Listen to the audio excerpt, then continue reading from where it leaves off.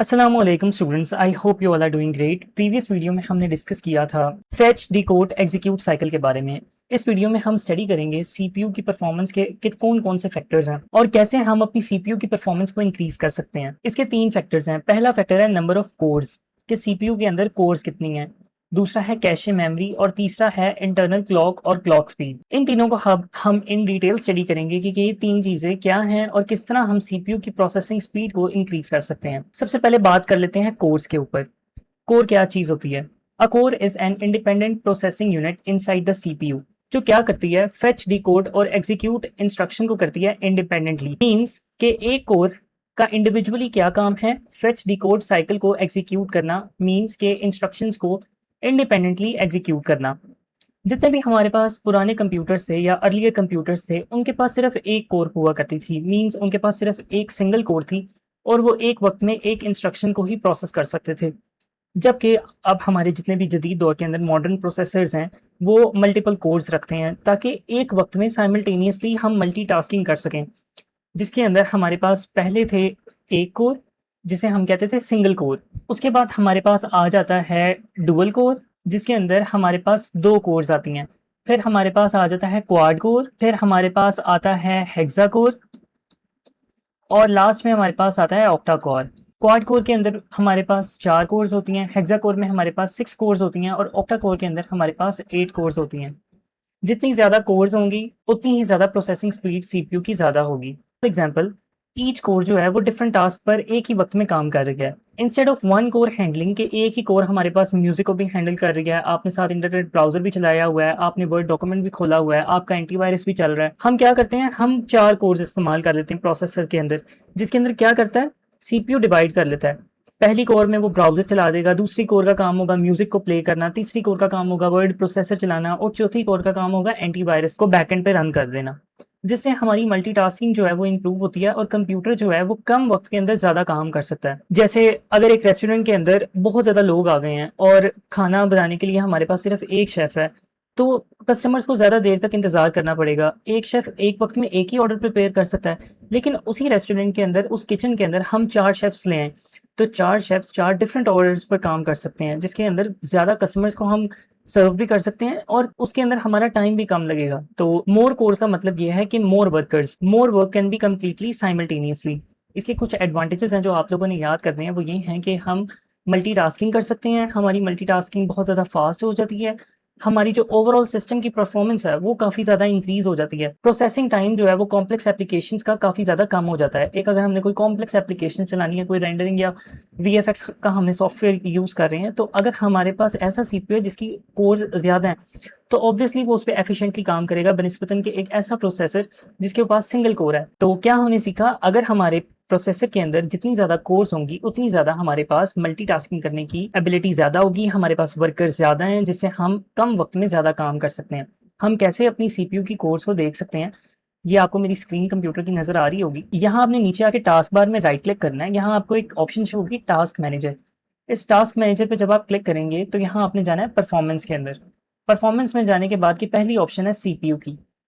CPU select करने के बाद आपके नीचे देख सकते हैं कि मेरे पास यहाँ लिखा हुआ है बेस स्पीड सॉकेट्स और थर्ड पे लिखा हुआ है कोर्स, कि मेरे कंप्यूटर की कोर्स कितनी है। I have a quad core processor, means के मेरे पास 4 कोर्स वाला प्रोसेसर है। तो ऐसे आप भी अपने लैपटॉप्स, अपने कंप्यूटर्स की कोर्स देख सकते हैं कि हमारे सीपीयू के अंदर कौन कौन सी कोर्स लगी हुई है। नेक्स्ट हम बात कर लेते हैं कैशे मेमोरी के ऊपर।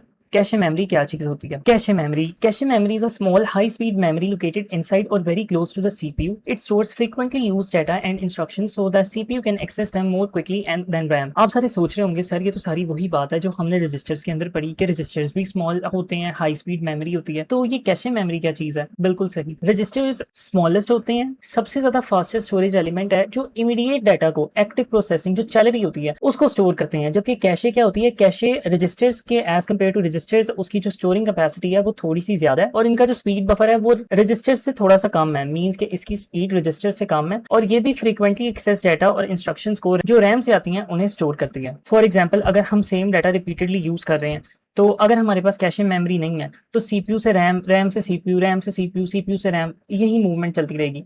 लेकिन कैशे मेमोरी क्या करती है, सीपीयू से इंफॉर्मेशन आई, कैशे मेमोरी में स्टोर हो गई, कैशे मेमोरी से फिर आगे रजिस्टर्स और सीपीयू के पास जाएगी और फिर दोबारा कैशे मेमोरी में जाएगी। सीपीयू के पास जो है ना फिर टाइम सेव हो जाता है, क्योंकि डाटा उसके ऑलरेडी नियर बाय ही पड़ा होता है। या तो कैशे मेमोरी प्रोसेसर के ऊपर ही होती है या फिर वो प्रोसेसर के आउटसाइड होती है, लेकिन उसके काफ़ी ज़्यादा करीब होती है। तो हमारे पास 3 तरह की कैशे मेमोरीज होती हैं, L1, L2 और L3। ये कैशे मेमोरी आप अपने कंप्यूटर की कैसे देख सकते हैं, सेम आपने टास्क मैनेजर में जाना है। टास्क मैनेजर में जाने के बाद परफॉर्मेंस पर क्लिक करना है, सीपीयू पे आना है और ये आपको नीचे नज़र आ रहा होगा कि ये L1, L2 और L3 कैश नज़र आ रही है आपको। फर्स्ट है 256 KB, सेकंड है 1 MB और थर्ड है 6 MB। ये 3 कैशे मेमोरीज हमारे कंप्यूटर के प्रोसेसर के अंदर प्रेजेंट है। नेक्स्ट बात कर लेते हैं कि हमारे पास कैशे क्यों इंपॉर्टेंट है, ये मैंने आप लोगों को एक्सप्लेन किया। उसके बाद इसके बेनिफिट्स हैं, इसके बेनिफिट्स 3 हैं हमारे पास, जो कौन कौन से हैं। ये डाटा को हम फास्टली एक्सेस कर सकते हैं, सीपीयू का वेटिंग टाइम रिड्यूस कर देती है और ओवरऑल परफॉर्मेंस को जो है वो इंक्रीज कर देती है। जब भी आप कभी किसी से लैपटॉप लें या आप कभी भी लैपटॉप बाय करें तो आप ये ज़रूर देखें कि उसकी कैशे मेमोरी का साइज़ कितना है, उसके कोर्स कितने हैं। आज के दौर में एटलीस्ट आप 4 कोर्स वाला प्रोसेसर ही बाय करें और जिसकी कैशे मेमोरीज ऑलमोस्ट इतनी ही हो, 256 KB, 1 MB और 6 MB। तो ये जब आप कंप्यूटर बाय करें तो ये आप देख सकते हैं कि यहाँ से हम सीपीयू पे जाते हैं, हमें पता चल जाता है कि हमारा कौन सा सीपीयू है। मेरा है कोर i3 10th जनरेशन, जिसके ये स्पेसिफिकेशंस हैं। तो यहाँ से आप देख सकते हैं कि हमारे सीपीयू की कैशे मेमोरी कितनी है, सीपीयू की स्पीड क्या है, आगे हम बात करेंगे अभी। हमारी मेमोरी कितनी है, हमारे पास हार्ड ड्राइव कौन सी लगी हुई है, हमारे पास स्टोरेज कौन सी है, ईथरनेट की स्पीड क्या है, हमारे पास ग्राफिक कार्ड कौन सा लगा है, ये सारी डिटेल्स हैं। बहुत से बच्चों को पता भी होता है लेकिन अक्सर बच्चों को नहीं भी पता होता। तो ये आज आप लोगों ने आज ये आप लोगों ने ये भी सीख लिया। नेक्स्ट बात करते हैं इंटरनल क्लॉक के ऊपर। इंटरनल क्लॉक के बारे में हम पहले भी बात कर चुके हैं कि इंटरनल क्लॉक क्या होती है। हर सीपीयू के अंदर एक इलेक्ट्रॉनिक क्लॉक होती है जो रेगुलर पल्सेस को, इलेक्ट्रिक पल्सेस को प्रोड्यूस करती है, जिसे हम क्लॉक साइकिल्स कहते हैं। हर पल्स जो है वो सिंक्रोनाइज करती है सीपीयू के ऑपरेशंस को और डिटर्मिन करती है कि अगली इंस्ट्रक्शन कब स्टार्ट करनी है। और इस जो क्लॉक की स्पीड है इसे हम कहते हैं क्लॉक स्पीड। ऑब्वियसली इसके यूनिट्स कौन कौन से हैं मेजरमेंट के, इसके यूनिट्स हैं हमारे पास हर्ट्ज, और हम इसे 1 मेगा हर्ट्ज भी कहते हैं और हम 1 गीगा हर्ट्ज में भी इसे मेजर करते हैं। 1 मेगा हर्ट्ज का मतलब ये होता है कि आपके 1 मिलियन साइकिल्स पर सेकेंड है, एक सेकेंड के अंदर 1 मिलियन साइकिल्स प्रोड्यूस हो रहे हैं। और 1 गीगा हर्ट्ज का मतलब है 1 बिलियन साइकिल्स पर सेकेंड। अगर एक सीपीयू 3.5 गीगा हर्ट्ज पर रन कर रहा है अप्रॉक्सीमेटली, तो इसका मतलब है कि उसके क्लॉक साइकिल्स हर सेकंड में 3.5 बिलियन क्लॉक साइकिल्स प्रोड्यूस कर रहे हैं। लेकिन सी माई परफॉर्मेंस में गए तो हम अपने सीपीयू में जाते हैं तो हम देखते हैं यस, मेरे कंप्यूटर की बेस स्पीड 3.6 गीगा हर्ट्ज है, जिसका मतलब ये है कि मेरा कंप्यूटर का जो प्रोसेसर है वो 3.6 billion clock cycles every second जो है वो प्रोड्यूस कर रहा है। Why is clock speed important? ये आखिर क्लॉक स्पीड हमारे पास इंपॉर्टेंट ही क्यों है? जितनी ज़्यादा क्लॉक स्पीड हमारे पास होगी उतनी ही ज़्यादा कंप्यूटर जो है वो साइकिल्स को प्रोसेस कर सकेगा। क्लॉक स्पीड हमारे पास इंपॉर्टेंट ही क्यों है? Higher clock speed means the CPU can complete more processing cycles every second, जो सीपीयू को अलाउ करती है कि वो ज़्यादा इंस्ट्रक्शंस को एग्जीक्यूट कर सके सेम अमाउंट ऑफ टाइम में, जिससे उसकी परफॉर्मेंस इंक्रीज होगी। लेकिन जो ओवरऑल परफॉर्मेंस है कंप्यूटर की, एक प्रोसेसर की, वो डिपेंड करती है नंबर ऑफ कोर्स पर, कैशे साइज पर और उस प्रोसेसर का डिज़ाइन कौन सा है। तो जब कभी भी आपने अपना लैपटॉप या अपना कंप्यूटर इम्प्रूव करना है या चेंज करना का सोच रहे हैं आप कि हमारा कंप्यूटर स्लो बहुत चल रहा है, जो बच्चे गेम्स खेलते हैं उन्हें डेफिनेटली पता होगा प्रोसेसर की अहमियत क्या है गेमिंग के अंदर।